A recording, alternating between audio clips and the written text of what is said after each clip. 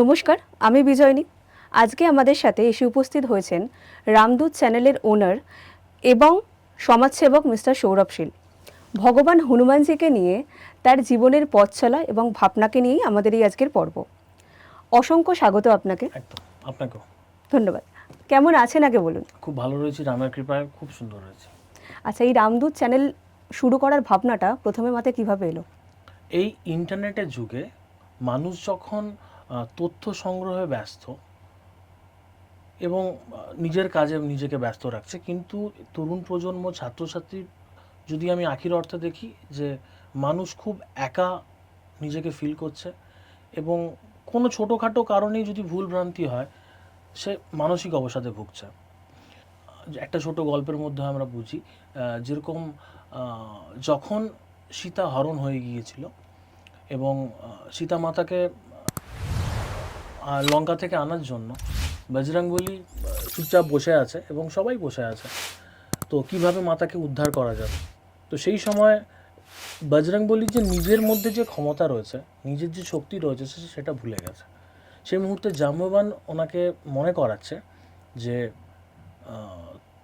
আপনি পারবেন সমুদ্র পেরিয়ে মাকে ফিরিয়ে আনতে। তো আজকের সমাজে আমরা নিজেরা কোথাও ভুলে গেছি যে আমাদের যে বুদ্ধিমত্তা রয়েছে, আমাদের যে চেতনা রয়েছে, আমাদের যে চিন্তা শক্তি রয়েছে, আমাদের নিজেদের মধ্যে যে ক্ষমতা রয়েছে, সেটা আমরা ভুলে গেছি এবং এই ভুলে গিয়ে আমরা মানসিক অবসাদে ভুগছি। তো সেই কারণে আমার মনে হয় যে আমরা যদি বজরংবলীর যেগুলো রয়েছে, রামচরিত মানস, যেটা রয়েছে আপনার হনুমান চালিসা, বজরংবলী যদি টোটাল আমি জীবন কাহিনী লক্ষ্য করি, তাহলে এর থেকে আমরা যে যদি 10%ও আমি আমার লাইফে ইমপ্লিমেন্ট করতে পারি, তাহলে সমস্ত কিছু ভুলে কিন্তু আমরা নিজেদেরকে মানে মানসিক অবসাদ কাটাতে পারবো, একাকিত্ব কাটাতে পারবো। এবং এই হনুমান চালিসার কিন্তু প্রচুর মাহাত্ম্য রয়েছে। আমরা যদি প্রতিদিন ঠিক মতন করে পাঠ করি, তাহলে কিন্তু আমাদের মনের মধ্যে যে মানসিক অবসাদ বা যারা ডিপ্রেশনে ভুগছেন, তারা এখান থেকে বেরিয়ে আসতে পারবে। এই ভাবনা থেকেই আমার এই চ্যানেলটার করার উদ্দেশ্য। আচ্ছা, তো চ্যানেলের নাম রামদূত কেন রাখলেন? রামদূত কেন রাখলাম যদি বলি, তাহলে বলতে হয় রামচরিত মানসে একটা ছোট্ট একটা শ্লোক রয়েছে, চোপাই রয়েছে, রামদূত मैं जानकी সত্য শপথ করুণা নিধান কি। অর্থাৎ যখন অশোক বাটিকা বনে মাতা সীতা এবং বজরংবলী যখন দুজনে মুখোমুখি পরিচিতি হচ্ছে, তখন মা সীতা জিজ্ঞাসা করছে বজরংবলীকে যে তোমার পরিচয় কী।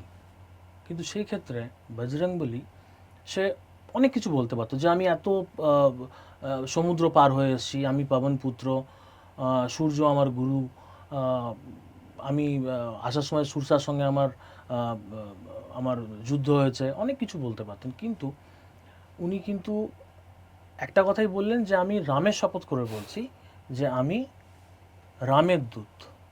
আমি এই যে বিষয়টা যে আমি রামের দূত, অর্থাৎ বজরংবলী সবসময় যাই করে থাকুক না কেন, যত কাজই উনি করেছেন, সবসময় উনি সেই কাজের ক্রেডিট সবসময় তো উনি রামচন্দ্রকে দিয়েছেন, যে প্রভু রামের জন্য এটা আমার হয়েছে। কখনো আমি বড়, আমি ছিলাম বলে এটা হয়েছে, এটা কখনো না।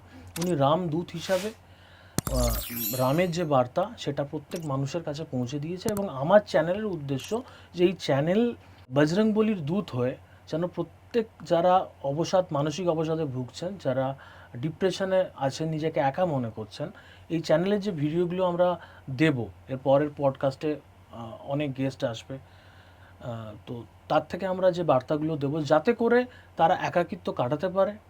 আমরা যেরকম ছোটোবেলায় ঠাকুমা দিদিমার কাছে বা দাদুর কাছ থেকে গল্প শুনতাম, এখন এই আধুনিক যুগে কিন্তু ঠাকুমার সঙ্গে আর নাতিরা যোগাযোগ থাকে না, সে এখন পড়াশোনায় ব্যস্ত। তো এই এই যে সময়টা, এই সময় আধুনিক যুগে যাতে করে মানুষের মনে রাম চিন্তা ভাবনা, বজরংবলীর যে কাহিনী, যে মাহাত্ম্য যেন পৌঁছানো যায়, সেই জন্য এটা করা। ভগবান হনুমানজির কোন গুণটা আপনাকে সব থেকে বেশি অনুপ্রাণিত করে? বজরংবলীর মানে যে গুণই আমি কম বলি না কেন, সেটা কম হয়ে যায়। বজরংবলী সবসময় নিজেকে ছোট করে দেখিয়েছেন, কখনো ক্রেডিট নেননি যে আমি এটা করেছি, আমি ছিলাম বলে এটা হয়েছে, কখনই না। উনি সবসময় রামকে ক্রেডিট দিয়েছেন। তিনি 100% কাজটা করেছেন, 100% মন দিয়ে কাজটা করেছেন, এবং কাজ করার পর তার যে ক্রেডিটটা সেটা রামের চরণে সে সমর্পণ করেছে। সীতামাতা যখন সমস্ত কিছু লঙ্কা থেকে উনি ফিরে এলেন, সমস্ত কিছু সব হয়ে গেছে এবং স্বয়ম্বর হচ্ছে, এবং প্রচুর অনুষ্ঠান হচ্ছে, যখন ফিরে এলেন সবাই, তো তখন ওখানে প্রত্যেকে পুরস্কার দেয়া হচ্ছে। তো বজরংবলীকেও মা সীতা একটা হীরের হার উপহার দিয়েছেন।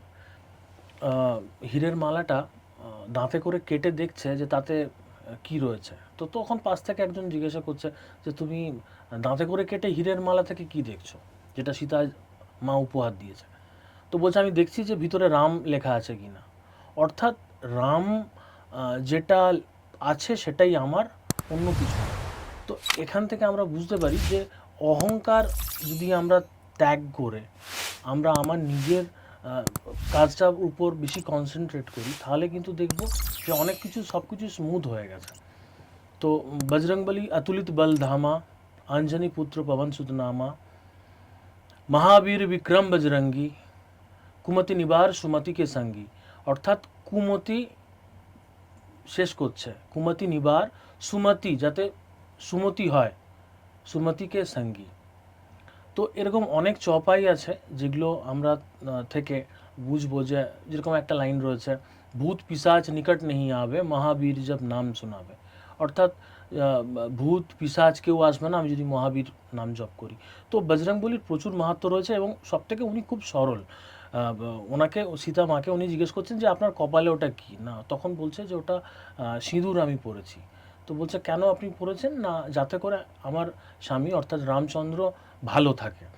তো উনি কী করেছেন, উনি গোটা গায়ে সিঁদুর মেখে ফেলেছেন ওনার। তো এরকম ছোট ছোট জিনিস বোঝা যায় যে উনি খুব সরল ছিলেন।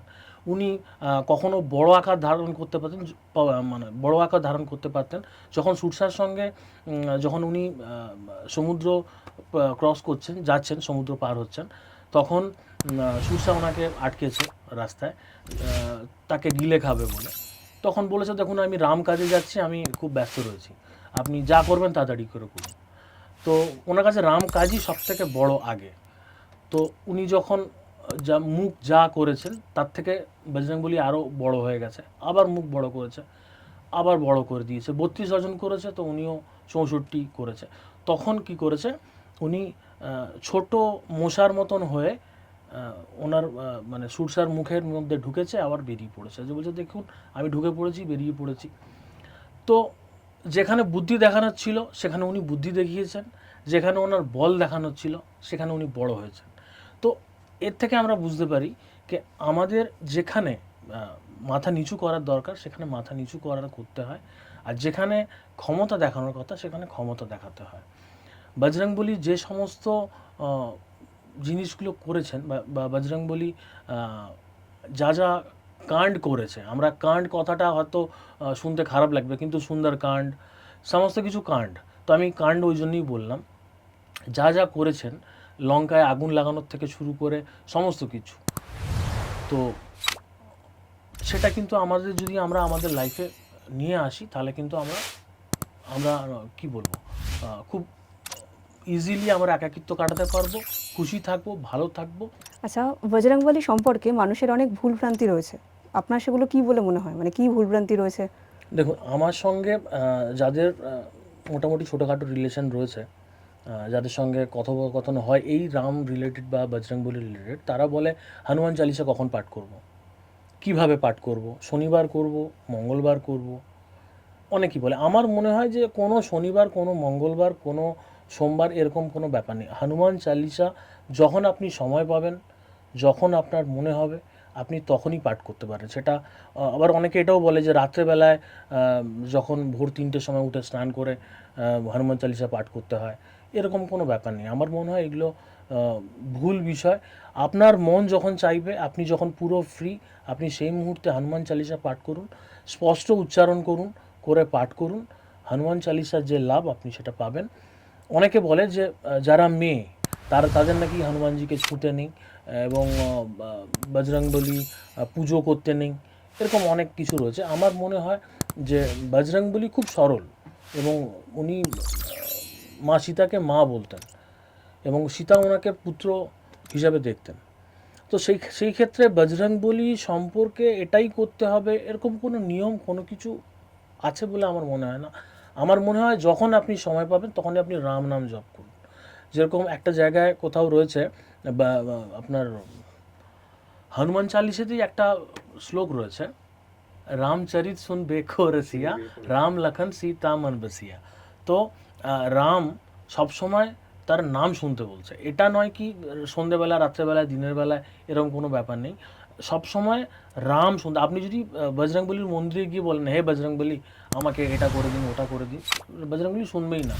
আপনি একবার গিয়ে বলুন জয় সিয়ারাম, একবার বলুন জয় সিয়ারাম, তাহলেই বজরংবলী শুনবে। ওই জন্যই বলছে রামচরিত শুনবে কো রসিয়া, রাম লখন সীতা মন বসিয়া। তো এইভাবে রামের এরকম অনেক কিছু ভুলভ্রান্তি রয়েছে যেগুলো আমাদের মনের মধ্যে রয়েছে। তো এই ভুলভ্রান্তিগুলো কাটিয়ে আমাদের একটাই উদ্দেশ্য যে আমরা কিভাবে ডিপ্রেশন থেকে মুক্তি পাবো, কিভাবে রাম নাম জপ করব। না সে রোগ হরে সব পীড়া, জপত নিরন্তর হনুমত বীরা।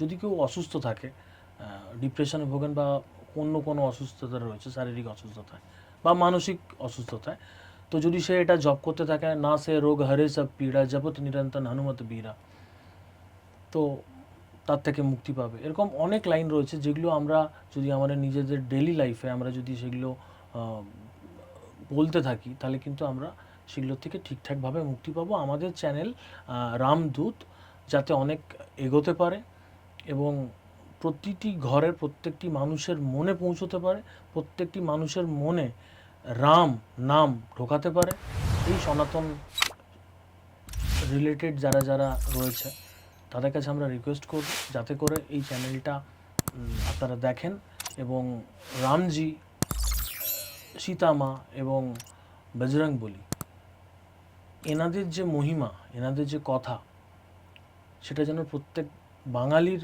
মনে যেন গেঁথে থাকে, এটাই আমাদের প্রচেষ্টা, এটাই আমাদের প্রয়াস। রামদূত এগিয়ে চলুক। দেখা হচ্ছে পরের এপিসোডে। অসংখ্য ধন্যবাদ।